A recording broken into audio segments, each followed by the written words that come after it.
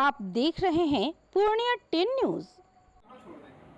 बिल्कुल कहीं नहीं छोड़ेगा। हमारी पहचान क्या जानते हैं, हमारे बारे में लोग क्या जानते हैं कि इंसान की हो कोई एक राजनीतिक रणनीतिकार है जो बड़े बड़े दल और नेताओं को सुझाव देते हैं, मदद करते हैं ताकि वो चुनाव जीत सके।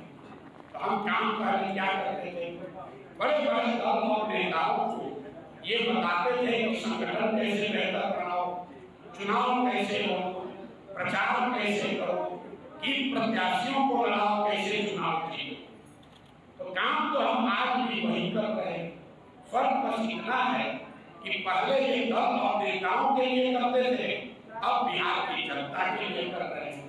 तो अब प्रशांत किशोर 2 अक्टूबर को जो जन सुराज दल बन जाएगा तो प्रशांत किशोर जन सुराज के रणनीतिकार हो गए। अब जन सुराज जीत कर आए, इसकी रणनीति बनाएंगे, उसके लिए प्रयास करेंगे। और जो लोग आप हमको जानते हैं, हमने जितने लोगों को मदद किया, चुनाव लड़ाने में सलाह दिया, आज तक तो कोई चुनाव हारा नहीं। तो जब जन सुराज जो जनता मिलकर दल बना रही है, जन सुराज के भी रणनीतिकार अगर बन गए तो जन सुराज भी अगले साल चुनाव नहीं हारेगा। आप लीग के लिए सभी राजनीतिक दल जो है अपराधियों को बहुमत को टिकट देती है, क्या है सभी राजनीतिक दल जो है अपराधियों को और दबंगों को टिकट देती है, आपकी पार्टी का क्या स्टैंड रहेगा? भैया पहली बात तो हमारी कोई पार्टी नहीं, पार्टी तो लोगों की है जो जन सुराज लोग मिलकर बना रहे हैं। लेकिन जन सुराज के संविधान में जो बातें लिखी जा रही है उसके आधार पर हम इतना आपको कह सकते हैं कि जो लोग भी चुनाव लड़ेंगे जन सुराज में, उसमें से 2/3 से ज्यादा लोग ऐसे लोग होंगे जो जीवन में शायद कभी चुनाव लड़े ही ना हो, नए लोग होंगे। दूसरी बात, जन सुराज में उम्मीदवारों का चयन कैसे होगा, वो चयन कोई प्रशांत किशोर नहीं करेंगे, कोई जन सुराज की लीडरशिप टीम नहीं करेगी।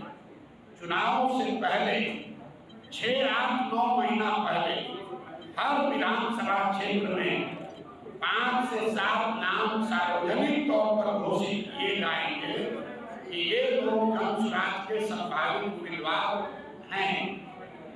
उसके बाद 8-9 महीने तक उन संभावित उम्मीदवारों पर है कि वो क्षेत्र की जनता के साथ काम करें और हर 3 महीने पर ये सूची जारी की जाएगी कि उन 6-7 लोगों में कौन आदमी सबसे आगे है, कौन 4थे नंबर पर है, कौन 5वें नंबर पर है। अमेरिका में अभी चुनाव हो रहा है। कभी आप लोगों ने सोचा कि अमेरिका में अगर डोनाल्ड ट्रंप रिपब्लिकन पार्टी के उम्मीदवार हैं तो उनको उम्मीदवारी का टिकट किसने दिया? किसी एक व्यक्ति ने नहीं दिया। जिसको भी रिपब्लिकन पार्टी से या डेमोक्रेटिक पार्टी से चुनाव लड़ना होता है, वो अपनी उम्मीदवारी पार्टी के माध्यम से जनता के बीच में रखता है। फिर 6 महीने तक पार्टी के लोग और जनता ये देखते हैं कि इनमें से सबसे बेहतर उम्मीदवार कौन है। फिर वो चुना जाता है कि अच्छा डोनाल्ड ट्रंप या कमला हैरिस ये हमारे दल के उम्मीदवार ये होंगे। वो कोई कमेटी में बैठकर कोई एक व्यक्ति या व्यक्तियों का समूह टिकट नहीं देता। तो जन सुराज में भी टिकट प्रशांत किशोर या कोई व्यक्तियों का, नेताओं का समूह नहीं देगा। हर विधानसभा क्षेत्र से 4-5 संभावित उम्मीदवारों का नाम घोषित होगा। फिर क्षेत्र की जनता उन 5 को 6 को विशेष करेगी, उनके काम को, उनके चरित्र को, उनके ईमानदारी को, और फिर उन 5-6 में से जिसको जनता ने चुन लिया वही जन सुराज का उम्मीदवार बन गया।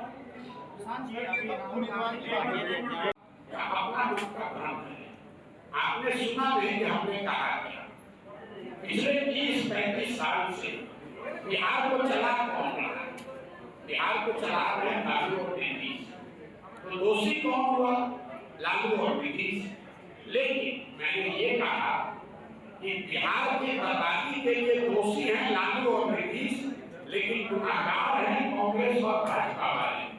इसका उत्तर भी मैंने दिया। क्यों?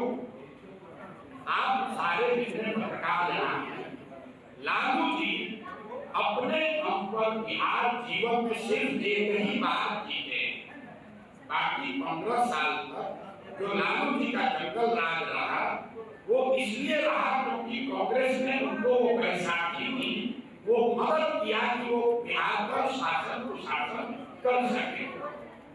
ऐसा तो है नहीं कि कांग्रेस को पता नहीं था, मनमोहन सिंह को मालूम नहीं, इतने बड़े कम्युनिस्ट हैं, कि बिहार की आर्थिक स्थिति क्या है। फिर लालू जी की लोगों ने मदद क्यों की? लालू जी की मदद उन लोगों ने इसलिए की, उनको केंद्र में दिल्ली में 15-20 सांसदों का लालच है। यही काम आज भाजपा कर रही है। नीतीश कुमार अपने दम पर बिहार आज तक जीते ही नहीं।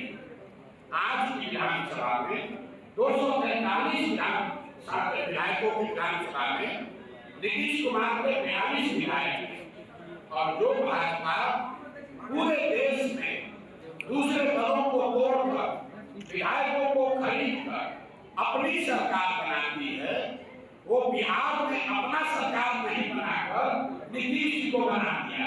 ऐसा क्यों किया? ऐसा इसलिए किया है कि बिहार से 15-20 सांसद हमको दिल्ली में मिलता है, बिहार की जनता अगर भुगत रही है तो भुगतने दीजिए। इसीलिए मैंने कहा कि बिहार की बर्बादी के लिए लालू और नीतीश का शासन जिम्मेवार है, लेकिन इसके असली गुनाहगार कांग्रेस और भाजपा है। अगर इसमें आपको हमको सॉफ्ट दिख रहे हैं कि आपके गठबंधन की 243 सीटों पर अकेले अपने दम पर चुनाव लड़ेगी, 242 नहीं, एक सीट भी नहीं।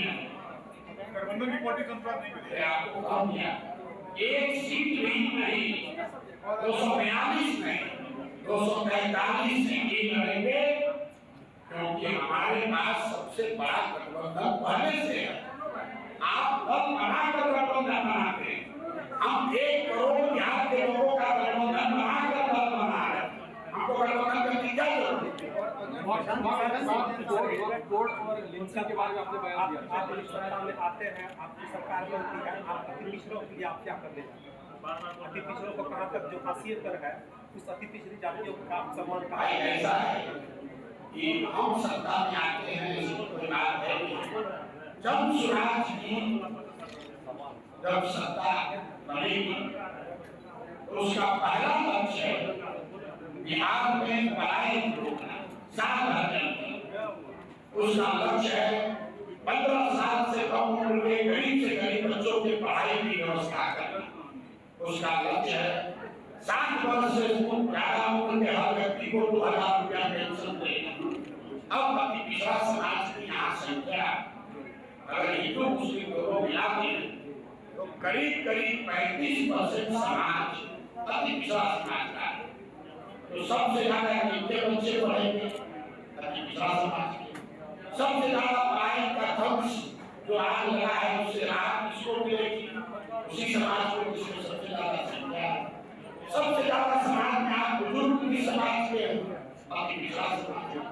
अगर हम चुनाव पढ़ रहा है कि हम शराबबंदी 1 घंटे में हटा देंगे तो आज 1,23,000 से ज्यादा लोग जो जेल में हैं और जेल में ज्यादातर पिछड़ा गरीब आदमी है, उसका लाभ किसको मिलेगा? तो हम लोग जाति की राजनीति नहीं करते, हम काबिलियत की राजनीति कर रहे हैं। लेकिन साथ में ये भी बता रहे हैं कि हर काबिल आदमी किसी न किसी जाति का हो और हर जाति में कोई ना कोई काबिल आदमी है। तो जन स्वराज की सोच ये है कि हर समाज से काबिल आदमी को लेकर बिहार में एक नई व्यवस्था बनाई है और इसमें अति पिछड़ा को बढ़ाएंगे, सामान्य को बढ़ाएंगे, यादव को गिराएंगे, ये बात नहीं। जिसकी जितनी संख्या है वो वोट दे या ना दे, उस समाज के काबिल लोगों को उतनी भागीदारी मिलनी ही मिलती है। कई लोग ये सवाल उठाते हैं कि भाई यादव समाज के लोग तो आरजेडी के वोटर हैं। मैं आपको कैमरे पर पिछड़ा पूछे कि अगर यादव समाज की जनसंख्या 15% है तो यादव समाज के काबिल लोगों को 15% हिस्सा जन स्वराज में मिलेगा ही मिलेगा। जन स्वराज को बनाने वालों में, जन सुराज को चलाने वालों में, जन सुराज से टिकट मांगने वालों में 15-16% यादव समाज के लोग रहेंगे ही रहेंगे। इसलिए नहीं वो यादव है, इसलिए नहीं वो पिछड़ा है, इसलिए कि जन सुराज की मूल सोच है कि किसी का हक कोई दूसरा न मारे, ना आपको अपने हक से ज्यादा मिलेगा, ना आपका हक किसी को मारने दिया। इस बार कहा कि आप एकमात्र आदमी हम हैं जो कह रहा है कि जन सुराज की व्यवस्था बनी तो 1 घंटा के अंदर शराबबंदी को उठाकर बाहर फेंक देंगे। इससे फर्जी कोई कानून यहाँ लागू नहीं है। ये सिर्फ और सिर्फ नीतीश कुमार का घोषणा है।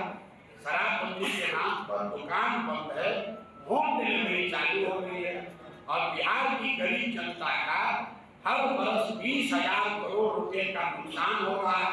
और ये पैसा कहाँ जा रहा है? ये पैसा जा रहा है भ्रष्ट अफसरों के पास, नेताओं के पास, शराब माफिया के पास।